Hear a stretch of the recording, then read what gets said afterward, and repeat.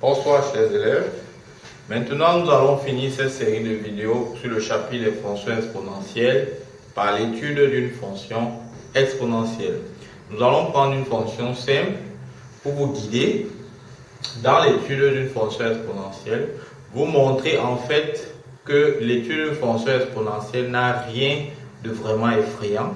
En réalité, c'est pour lever la superstition quand vous voyez une fonction exponentielle dont vous avez à étudier. Donc, passons donc à la résolution. Nous avons notre fonction exponentielle de x plus x moins 3.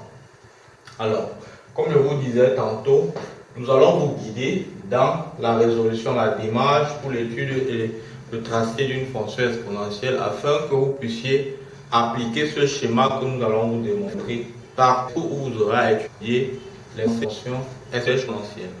Avant de commencer, un conseil que je peux vous donner, par exemple, si vous faites visuel par vidéo, savoir vous faites de moins cette vidéo. Voici si vous cette étude exponentielle 5 que vous voyez partout dans ce livre, dans les bords et tout, donner même les fiches que nous donnons dans ce site. Quand vous prenez dans ce site-là, les fiches de TD concernant le sujet sur les fonctions exponentielles, si vous traitez l'étude d'une fonction exponentielle d'au moins 7 fonctions, à coup sûr, vous n'aurez plus aucune question qui peut vous menacer. Donc, quand on fait dans cette vidéo, l'idée c'est que vous prenez ce schéma de démonstration avec les limites, avec la résolution des équations, avec la détermination du domaine de définition, tout l'ensemble de cette vidéo, quand vous avez visionné tout cela, vous allez reproduire tout ça sur au moins 5 voire 6 fonctions.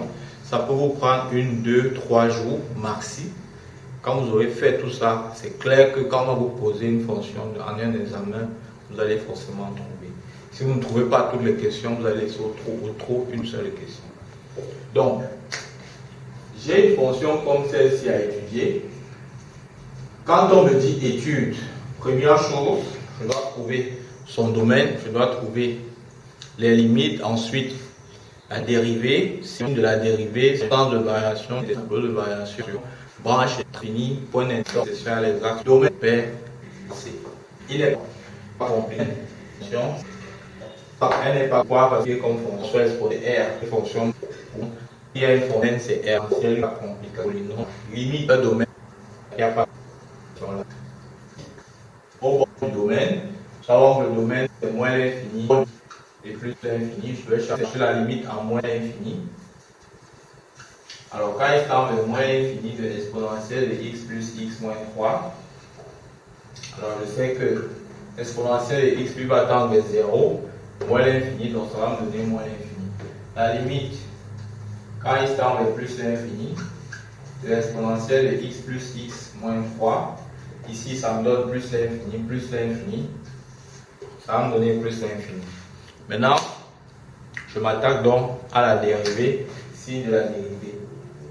Donc dérivée.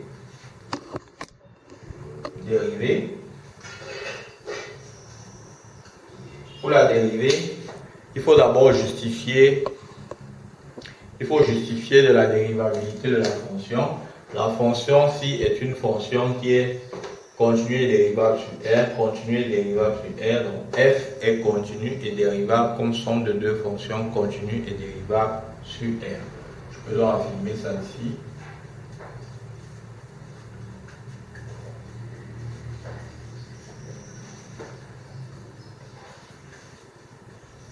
Voilà, je peux dire ça comme ça. En toute étude, la démonstration a été toute faite. Je calcule maintenant la dérivée. Exponentielle de x, ça qui a donné la dérivée de l'exponentielle de x rapport exponentielle. Si je x plus aussi, justement, on voit que parce que je veux trouver cette exponentielle, c'est strictement positif. Justement, la fonction veut que la n soit x est strictement positif à r. Donc, on peut trouver donc le tableau de variation. Je peux dans x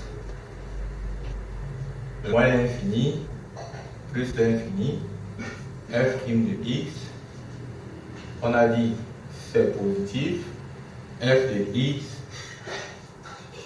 s'accroît à moins l'infini, la limite nous a donné moins l'infini, En plus l'infini, la limite nous a donné plus l'infini. Quand je dans le tableau de variation, je cherche les branches infinies.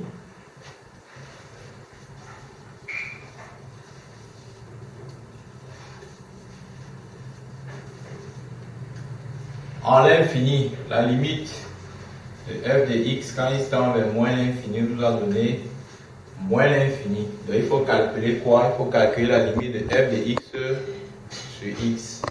Donc je fais limite de f de x sur x. Quand il tend vers moins l'infini, ça va faire limite quand il tend vers moins l'infini de exponentielle de x plus x moins 3 sur x. Donc cela va nous faire limite quand il tend vers moins l'infini de exponentielle de x sur x plus 1 moins 3 sur x. Voilà. Ça, je sais que donc ça va me faire du moins ici c'est un 0 plus infini qui donne 0, 3 infini qui donne 1 moins 0 qui est égal à l'infini. C'est un limite de f de x, quand il tend vers moins l'infini nous donne, on va calculer la limite quand il tend vers moins l'infini de f de x moins x. Cela va faire limite quand il tend vers moins l'infini de exponentielle de x